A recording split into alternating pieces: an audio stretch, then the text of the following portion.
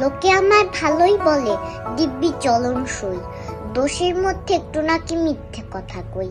ঘাটশিলাতে যাবার পথে ট্রেন ছুটছে যখন, মায়ের কাছে বাবার কাছে করছি বকুম বকুম।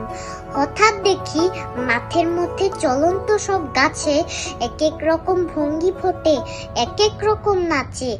ওমা দেখো, নৃত্যনাট্য। যেই বলেছি আমি, মা বকে দেয়, বড্ড তোমার বেড়েছে ফাজলামি।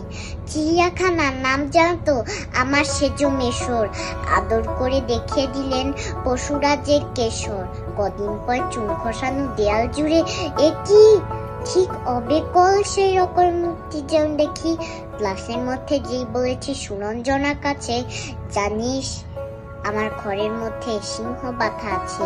শুনতে পেয়ে দিদিমণি অমনি বলেন, শোনো, এসব কথা আবার যেন না শুনি কখনো। বলি না তাই সেসব কথা, সামলে থাকি খুব।